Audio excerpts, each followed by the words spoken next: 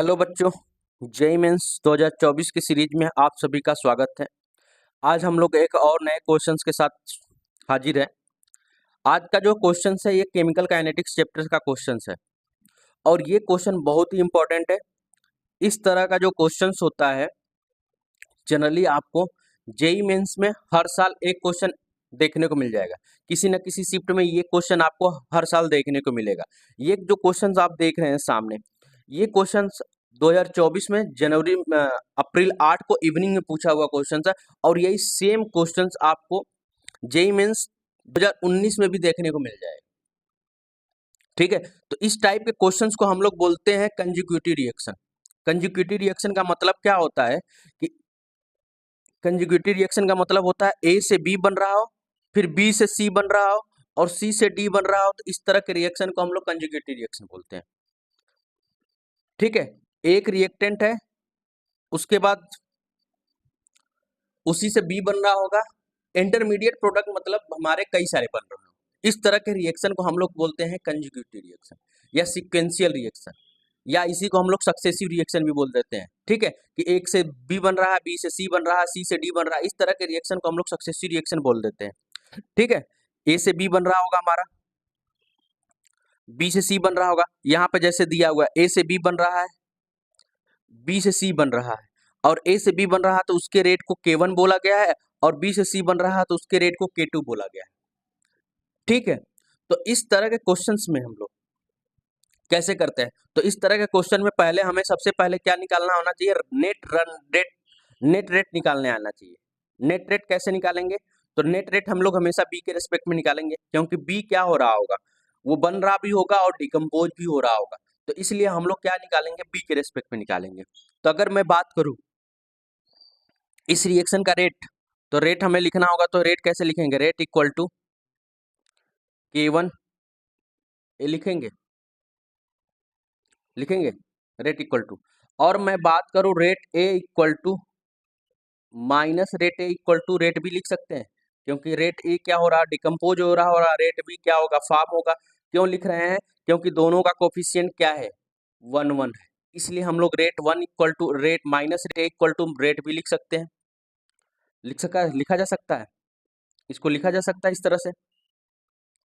अब देखिए rate B के फॉर्मेशन का एक्सप्रेशन क्या लिखेंगे, K1 इंटू ए, बी के फॉर्मेशन का, बी फार्म हो रहा होगा तो ए रिएक्टेंट होगा उस समय, तो इसके लिए, और रेट डिकम्पोज क्या लिखेंगे, मतलब कितना बी डिकम्पोज हो रहा होगा, तो K2 इंटू रेट बी लिखेंगे ये, क्योंकि बी हमारा क्या हो गया होगा, बी हमारा क्या हो गया होगा उस समय, रिएक्टेंट हो रहा है, क्योंकि बी से सी बन रहा है, तो अब सी हमारा प्रोडक्ट हो रहा है, बी हमारा रिएक्टेंट हो रहा है, तो ये हम लिख सकते हैं। यहां तक कोई दिक्कत, तो नेट रेट ऑफ बी क्या लिखेंगे, नेट रेट ऑफ बी हम क्या लिखेंगे, जितना रेट बी का फॉर्म हो रहा होगा माइनस जितना रेट बी का क्या हो रहा होगा, डिकम्पोज हो रहा होगा, यही हमें नेट रेट देगा, बी का देगा ना, क्योंकि जितना से ये देखिए क्या होगा, ये जितने से फॉर्म हो रहा होगा उतने से कुछ कुछ रेट से क्या होगा, डिकम्पोज होगा, तो बचा हुआ रेट ही तो net rate formation of B बताएगा कि नेट रेट बी का क्या हो रहा है। जैसे अगर मैं बात करूं कि अगर हमारे पास एक बकेट है, ठीक है, बकेट है, बकेट में हम लोग पानी डाल रहे हैं और यहीं से हम लोग क्या कर रहे हैं, बकेट के अंदर होल कर दिए, तो ऊपर से तो पानी डाल रहे हैं, नीचे से पानी निकल रहा है, तो इसके अंदर किस रेट से पानी भरा जा रहा है, तो हम कैसे निकालेंगे, कितने से डाल रहे हैं और कितने से निकाल रहे हैं, इन दोनों का सब्ट्रैक्शन तो हमें नेट के बारे में बताएगा। ठीक है, तो उसी तरह से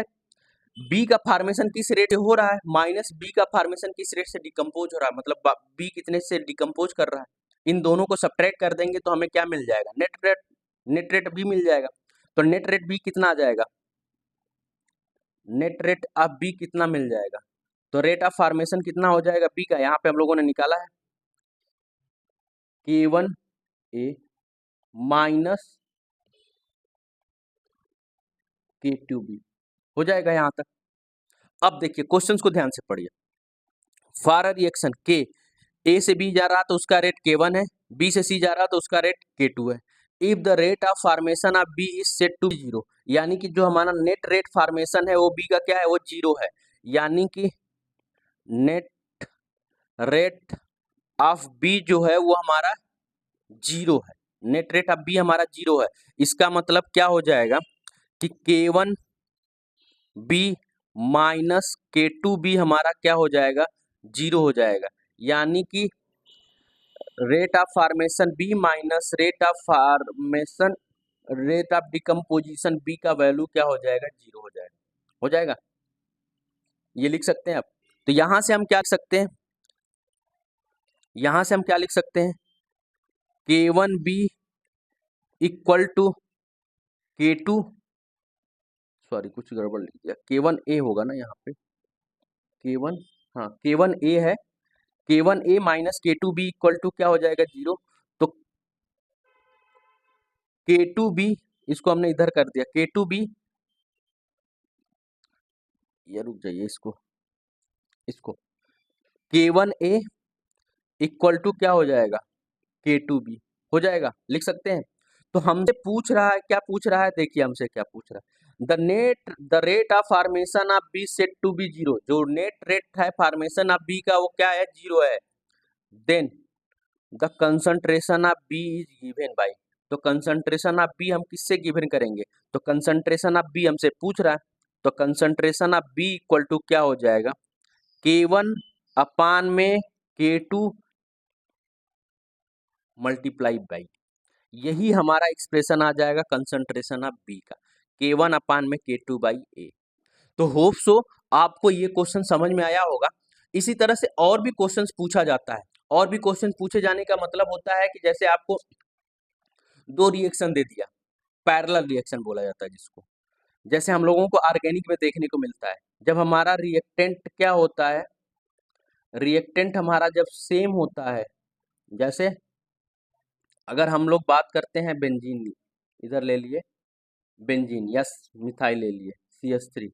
और यहाँ पे रिएक्शन करा दिए Cl2 से, तो ये हमारा पता होता है कि हमें दो तरीके का प्रोडक्ट देता है, एक होता है CH3Cl ऑर्थो पोजीशन पे, एक हमें को देता है CH3Cl पैरा पोजीशन पे। तो ये इस तरह के रिएक्शन जब रिएक्टेंट सेम होता है तो इस तरह के रिएक्शन को हम लोग बोलते हैं पैरेलल रिएक्शन। अब मैं बात करूं कि इसके फॉर्मेशन का रेट K1 है, इसके फॉर्मेशन का रेट K2 है, तो इस केस में हमसे नेट रेट रन रेट पूछा जाता है कि क्या होगा, तो इसके निकालने का प्रोसेस अलग है, इसके निकालने का प्रोसेस हम अगले क्वेश्चन में लेके आएंगे, डिस्कशन करेंगे इससे रिलेटेड क्वेश्चन को लेकर। दूसरा, एक बैक्टीरियल ग्रोथ होता है, उसका नेट निकालने का तरीका अलग हो जाता है। बैक्टीरियल ग्रोथ का समझ लीजिएगा, अगर कहीं पे बैक्टीरियल ग्रोथ हो रहा है, ठीक है, बैक्टीरियल ग्रोथ हो रहा है, तो बैक्टीरियल ग्रोथ वाले रिएक्शन को जनरली हम लोग फर्स्ट ऑर्डर लेके सॉल्व कर लेते हैं। अगर कुछ नहीं मेंशन किया हुआ है तो हम उसको क्या करेंगे, फर्स्ट ऑर्डर रिएक्शन लेके सॉल्व कर लेंगे, ठीक है। उसी तरह से अगर हमें एक रिवर्सिबल रिएक्शन दिया होता है, उसमें नेट रन रेट पूछता है, जैसे रिवर्सिबल रिएक्शन की मैं बात करूं, इन सब के क्वेश्चन हम आगे फर्दर लेके आएंगे, आप परेशान नहीं है, इस सब के बारे में आपको पहले इंट्रोड्यूस करा दूं कि इस तरह के भी क्वेश्चन हो सकते हैं जो अभी पूछा गया है। अगर इस तरह के रिएक्शन कभी एग्जाम में आ गए तो कैसे आप सॉल्व करोगे। रिवर्सिबल रिएक्शन मतलब ए से बी बन रहा है, फिर बी से ए बन रहा होगा, तो इसका रेट K1 है, इसका रेट K2 है, तो इस तरह के रिएक्शन का भी नेट रन रेट पूछा जा सकता है। नेट रेट क्या होगा, रन रेट बोल दे रहा हूँ, क्रिकेट मैच का याद आ जा रहा तो नेट रेट क्या हो जाएगा इस रिएक्शन का, तो इस रिएक्शन का भी नेट रेट निकालने का अलग मेथड होगा, ठीक है। तो होप सो आपको ये क्वेश्चन समझ में आया होगा कि नेट रेट से रिलेटेड क्वेश्चन हमारे सिलेबस में है, जेईई मेंस में है, और उससे क्वेश्चन पूछा जाता है। तो नेट रेट कैसे निकालते हैं, इस पे एक मैंने तो वीडियो बना दिया जिसको हम लोग बोलते हैं सीक्वेंशियल रिएक्शन, कि सीक्वेंशियल रिएक्शन है तो हम क्या करेंगे, कैसे इस तरह के क्वेश्चंस को अप्रोच करेंगे, तो हमें जब ज़्यादातर दिया रहेगा बीट का जो कॉमन होगा, जो दोनों में होगा, जो रिएक्टेंट भी होगा और प्रोडक्ट भी बन रहा होगा, या फिर जिसको हम लोग इंटरमीडिएट प्रोडक्ट बोलते हैं, अगर इंटरमीडिएट प्रोडक्ट होगा तो उसी के रेस्पेक्ट में हमसे सारा क्वेश्चन पूछेगा, ठीक है। उसके बाद के जो बाकी हमारे टोटल 5 रिएक्शन, इस तरह के रिएक्शन से जनरली पूछा जाता है। तो जिसमें से हमने एक देख लिया, 4 के बारे में हम लोग आगे देखेंगे इस तरह का क्वेश्चंस लेके, ठीक है। तो इसी तरह से और क्वेश्चंस के लिए हमारे चैनल पे बने रहिए। धन्यवाद।